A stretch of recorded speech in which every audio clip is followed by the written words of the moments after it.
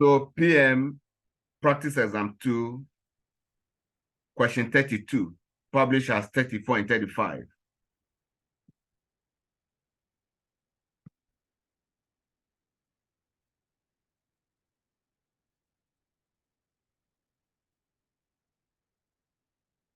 Now, I want you to note something, a trend. When we did question 31, the examiner intentionally penalized those who came into the exam with only calculations under their sleeves, because rolling budget was 8 marks. Friends, just a moment. So I was talking about 8 marks for preparing rolling budgets. That's number crunching. And the remaining 12 marks, 6, were on narrative. So it was intentional. Those who can do only calculations, the best they could get is 8/20. And even who says those people can score all of the 8. So in the end, somebody scores 4/8. And that's nothing about the narratives. So the person is getting 4/20. And that's the source of failing the exams. Look at this one. The following scenario relates to 4 requirements. Requirement A and B. Calculate for 6 marks. Calculate the return on investment for each division for the year ended 30th November X's, ensuring that the basis of the calculation makes it a suitable measure for assessing the divisional manager's performance.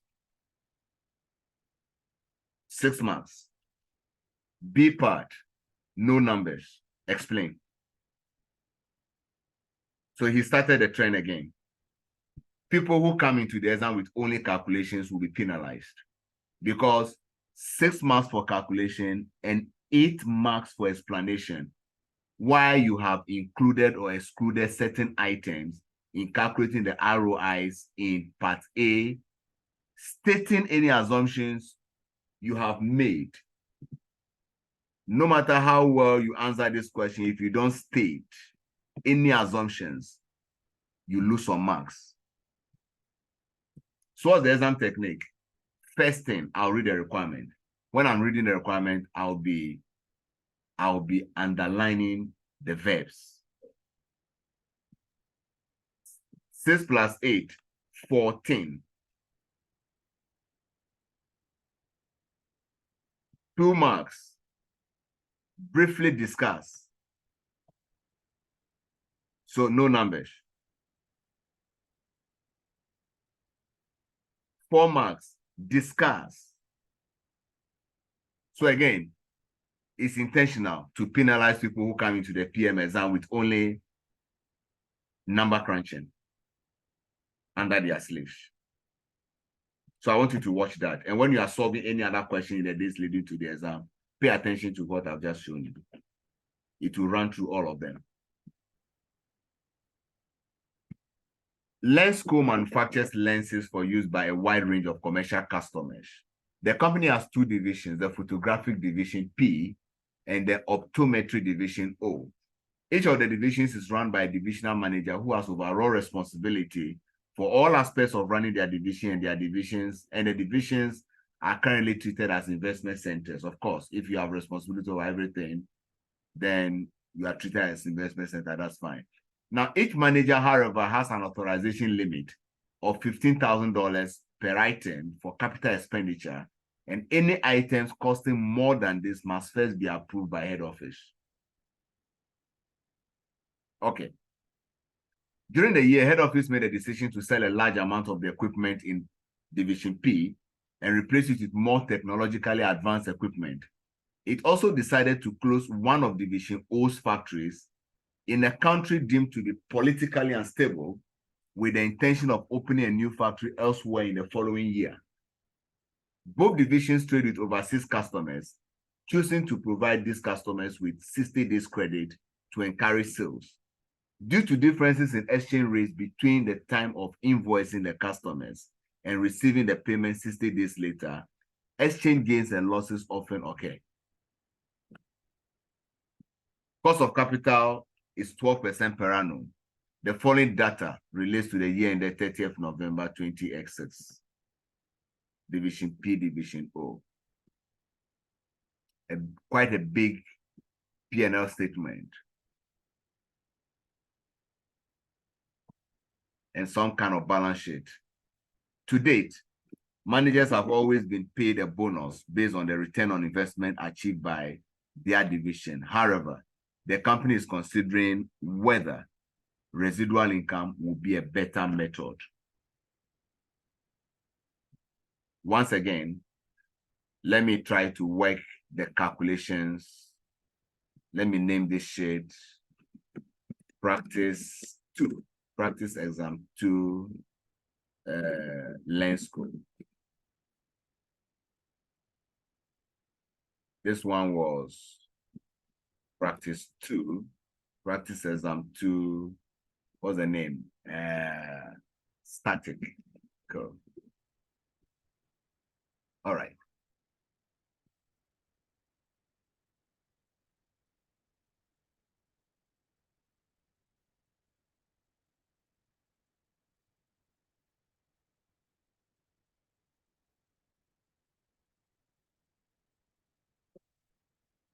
I'm calculating return on investment.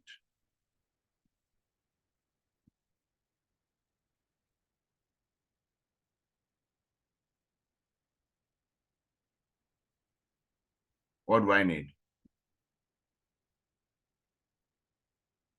Profit.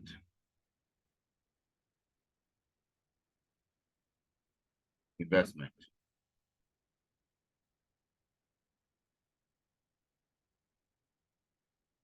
Making sure that the basis of the calculation makes it a suitable measure for measuring the divisional manager's performance in capital letter. So the examiner wants you to use controllable profit. What if they said you are assessing the division's performance, not the divisional manager? What profit will you use?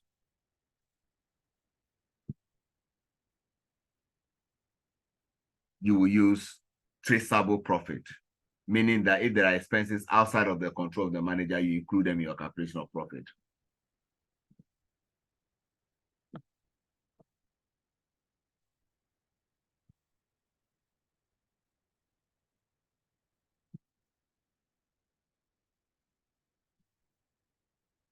Net profit was given. Oh, I think I just want to blah, blah, blah. I probably want to division P and division O.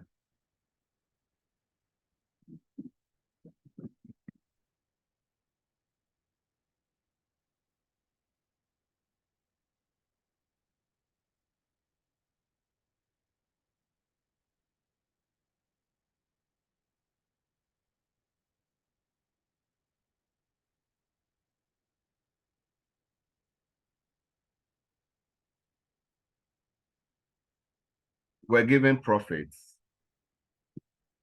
which was revenue and other incomes, subtract expenses. But ensure that anything included there that is not controllable by the manager, you reverse it.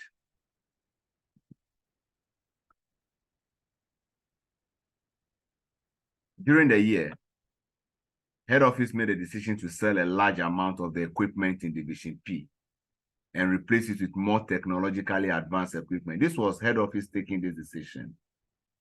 The local manager had no authority over it or control over it. So number one, if you sell a large amount of the equipment,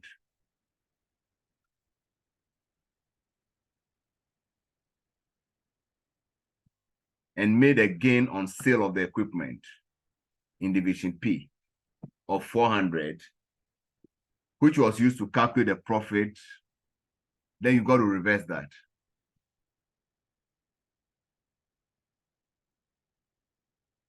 When I take the divisional net profit given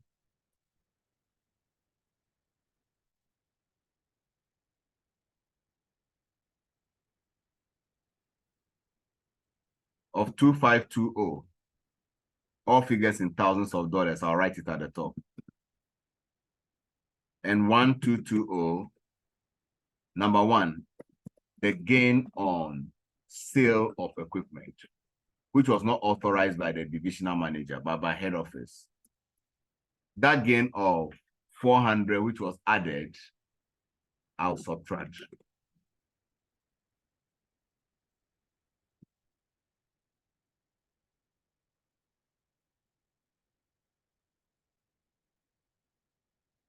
Head office also decided to close one of Division O's factories in a country deemed to be politically unstable, with the intention of opening a new factory elsewhere in the coming year. We closed the factory and had exceptional costs for factory closure. Head office took that decision, so it was not within the control of the manager. So I'm going to reverse that subtraction. I'll add back.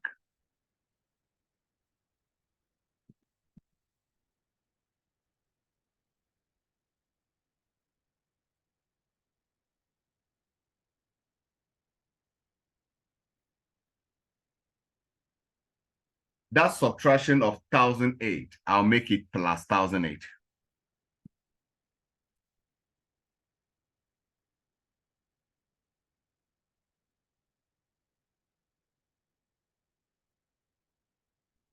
Both divisions trade with overseas customers, choosing to provide these customers 60 days credit to encourage sales.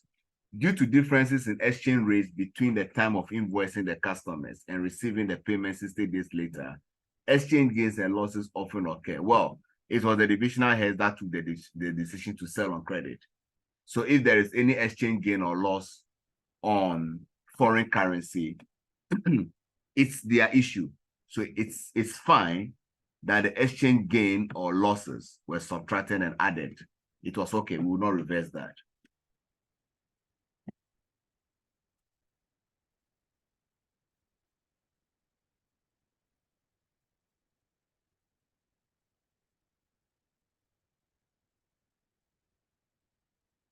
So the assumption is that the direct labor, direct materials, and divisional overheads, they are all within the control of the manager. So we leave them to be like that.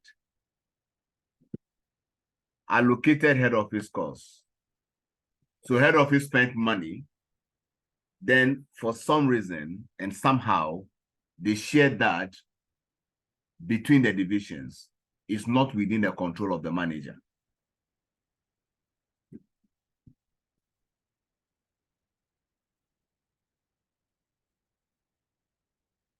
So I'll reverse the subtraction of 680 and 1,040 by adding them back.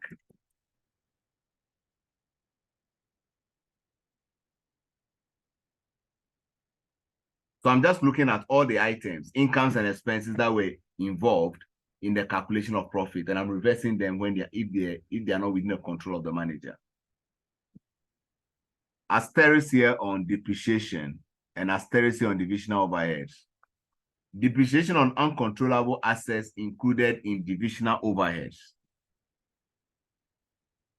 So in this 3.8 was 320. In this 5.2 was this 480. They've got to be reversed. So, I mean, because those assets were not controllable by the local manager.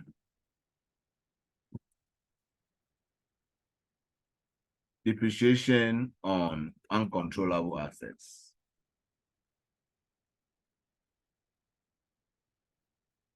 $320 was deducted, add it back.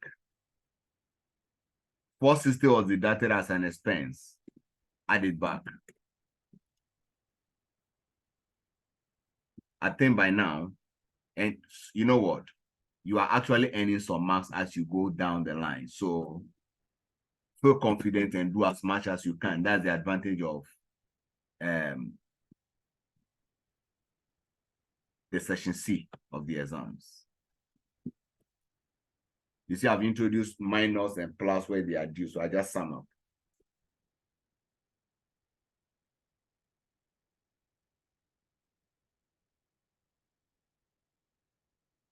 Controllable profit, 3120.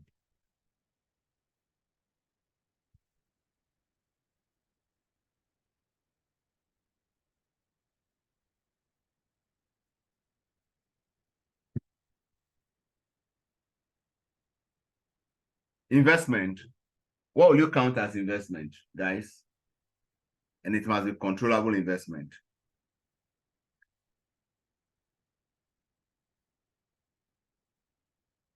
Non-current assets. Asset less than 15,000 are controllable. Okay, less than 15,000. Yeah, equal to or less than 15,000. Okay, they are what? They are what? They are controllable. Okay, That's what the question says. All right, question but we says. were The helped here. managers are responsible for, yeah. Yeah, we were helped here. Non-current assets controlled by the division, 15.4. Non-current assets controlled by head office. So we are not going to count the ones controlled by head office. But the 15,000 you mentioned, let's go back and read that again.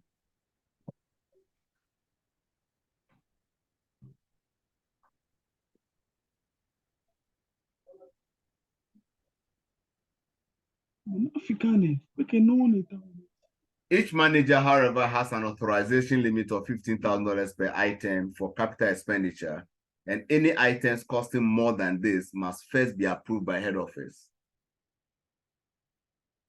See, 15,000 per item. So I can actually buy an item that is 14,900 and another one 14,900. But one item, 15,000, more than 15,000, no. But 14,999 times 10, I can do them one by one. But you don't have to worry about that because it was stated simply.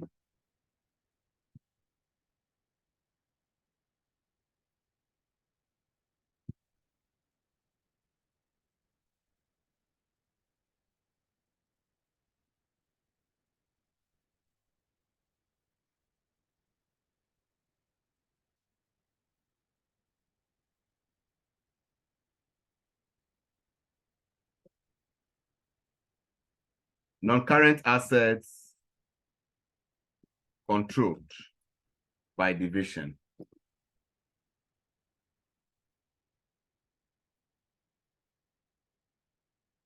$15,400, $2,700. Inventories, 1,008, 39. Trade receivables, 62, 89. Overdrafts, current liability, subtract 500, 0. Trade payables,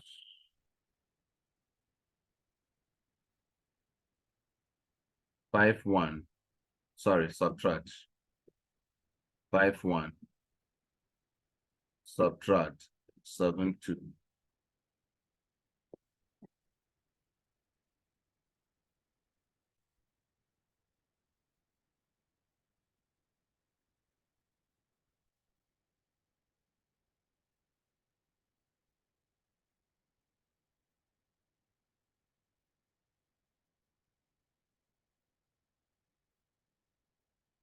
All right. This is that, and this is that. So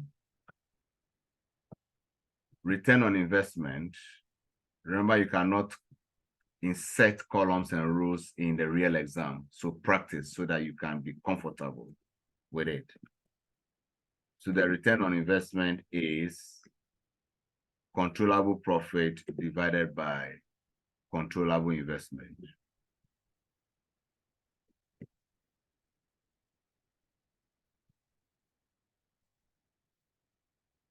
As percentages that I've used this in the CB. I've even forgotten how to get the percentage in Microsoft Excel.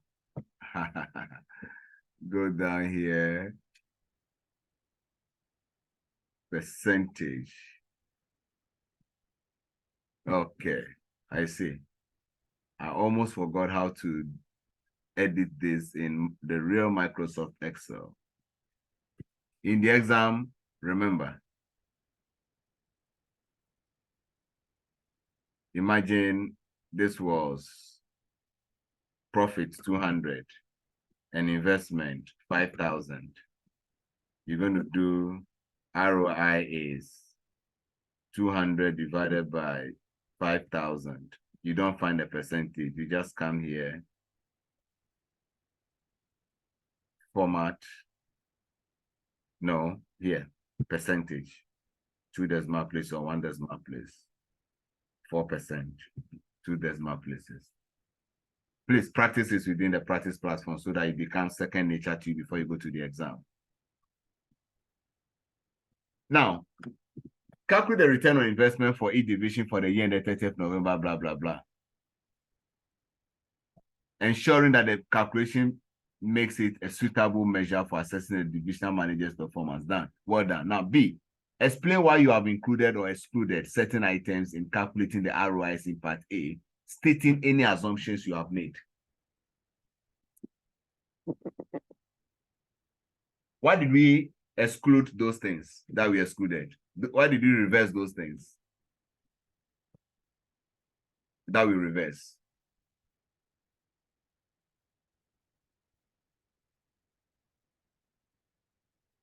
The mantra is controllability. We exclude items that are not controllable by the manager because by so doing, we will be considered to be fair to the manager. So example. Yes, please. Please, can you, by the one you explained, can you pick the items that were not controllable and use them to explain, maybe one by one as points? Of course. That's what I was going to. Okay. So I just made a general point first that inclusion and exclusion was done purely on the basis of controllability. And I explained because by including controllable items and excluding non-controllable items, we are being fair to the managers. For instance, so that's a new line. White space comes, new line. For instance, the gain on sale of equipment was excluded because it was head office that took the decision to sell the equipment. Exceptional costs for factory closure were also excluded. So you take it as another item, maybe a subheading. This was excluded because the decision to close the factory in Division O was not controllable by the manager, i.e., it was head office that took that decision. Then I take another subheading, allocated head office costs. These are costs that are not within the control of the manager because they were spent by head office and merely allocated among the divisions. For that reason, it must not be included in the calculation of profit. Okay, somebody is giving us feedback.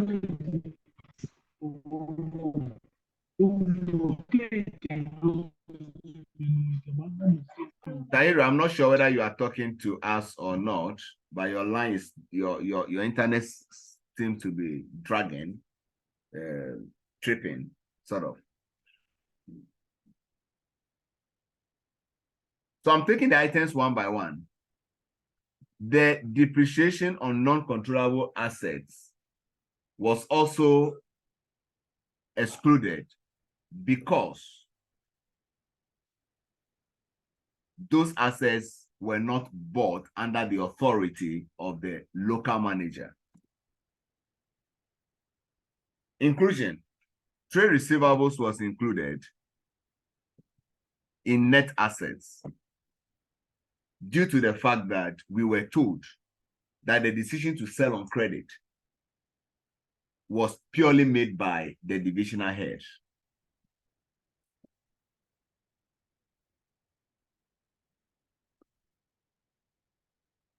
All right, Tahiru, we've accepted your apology in the chat box. That's fine.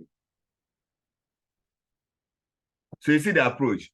I just gave a general thing about controllability. Then I took the items one by one, knowing that I have 8 marks to fight for. The general statement made can give me a mark.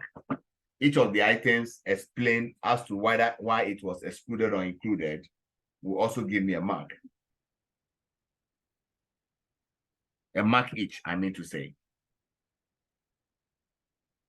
Did I make any assumptions? Well, in the absence of any other information to the contrary, it was assumed that all of the direct labor costs and direct material costs were within the control of the manager, including the fact that the decision to go for a bank overdraft and to buy on credit from suppliers, thereby creating trade payables, that decision was also assumed, or those decisions were also assumed to have been taken by the local manager. Now, if you are writing a narrative like requirement B in the spreadsheet, see, don't write too long to force the marker to go and be reading within the formula bar. Open it up to some reasonable limit and write so that when it is going beyond that, just enter and continue your sentences down there. Oh, what happened? I did something here and something opened up for me. I hope, okay, I'm still there. As much as possible, don't write narratives in spreadsheets that will force the marker to not be able to read unless it goes to the formula bar. And this should also show you that sometimes you are asked to do narratives within the spreadsheet. So take care of it and don't treat it like it's a piece of scratch paper. All right. Any questions?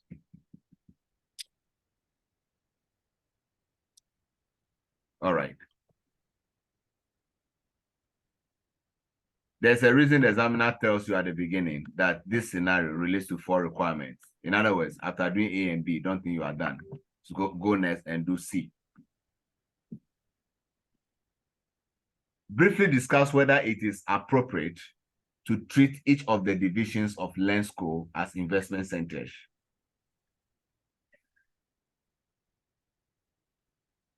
What do you think, guys? Is it appropriate to treat each of the divisions as investment centers? Investment center is where you have control over everything, including investment decisions. Yes, sir. Yeah, do you think it's appropriate to include? Yes, sir. Okay, so you give your reason. Yeah, you give your reason. My reason is that the divisional managers, they were both allowed to do all the activities concerning the individual division. Yeah. Except that the head office comes in at a particular point. Yeah. to take an action on certain things which are not within their limits. But in all, when we consider the head office participation to the divisional manager have more powers or more control on the division than what the head office is involved in. Okay. So we can consider them as investment centers. Okay. Great. Exam technique. Discuss means there are two sides to the argument. Discuss always means that there are two sides to the argument. So yes and no. Discuss whether it's appropriate to treat. Yes, it's appropriate to treat them because, like you said, majority of the decisions in the divisions they are being allowed, the managers are allowed to take those decisions without head office interference. However, so I'm starting to talk about no. However, the limitations that are imposed on certain decisions, such as the closure of certain factories, the sale of some equipment, and the limitation that expenditure above $15,000 per item need head office approval, will sound as or will seem that the managers are being restricted, they are being limited in their powers. Conclusion. On this basis, it might appear that it is not completely appropriate to treat them as investment centers. Done. There are 2 marks there. I spoke for yes, I spoke for no, I came to conclusion. With 2 marks, I probably did not have to even do any conclusion. In another question, for 2 marks, I need a conclusion. One idea for yes, well explained. Another idea for no, well explained, will give me my 2 marks and I'll walk away.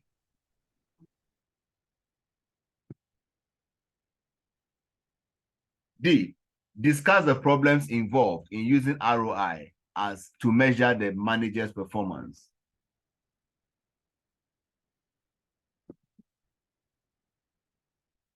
Examiner report says most PM candidates will pour out their textbook knowledge of disadvantages of using ROI.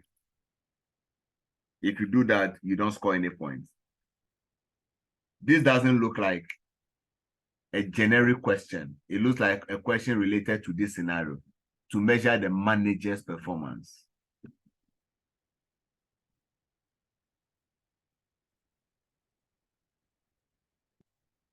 This is our last question for the night, but I've got 3 minutes on the clock. Can we discuss a few points? Then we'll check out and come back, have a few announcements about tomorrow's meeting. We'll be meeting in the morning for the sake of those who are going to work. There is a good number of you about that, so we'll discuss that before we close. Problems involved in using ROI to measure the manager's performance. Do you see any problems?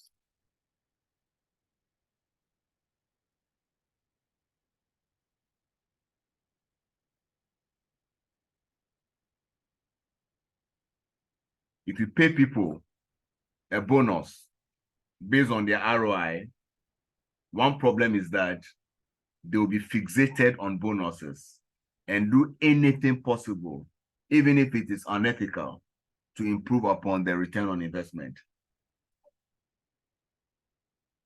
We are told that the managers have got power over credit sales, which means that in an attempt to improve the return on investment, they might end up selling to bad credit risk. Because the more your sales, the more your profit, and the better your ROI.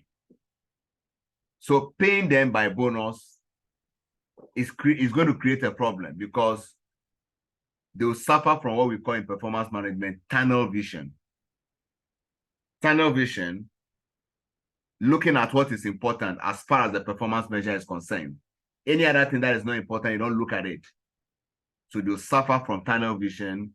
It will lead them to be manipulating figures just so that they can meet the targets that will give birth to a sweet ROI. The managers might take decisions to not invest in assets so that they'll keep using the old assets of the business, thereby harming the future performance, the future long-term performance of the business. Right. I think I've spoken about 2, or is it more than 2 I spoke about? Problems, 4 marks. I'll talk about minimum 2. If I can raise it to 3 or 4, I'm done. Please, you are not there to score 100%. So don't go attacking the question like, I need to score all 4 points by all means. If you can, why not? Pick it up. But if you cannot, don't be wasting time to the detriment of other questions. Let me end it here. Let's come back. We are going to close in about 5 minutes, but we just have to come back because of the restraint on my time. Let's come back, have a discussion, and if you have any more points for requirement D, you bring it up, and then we close for the night.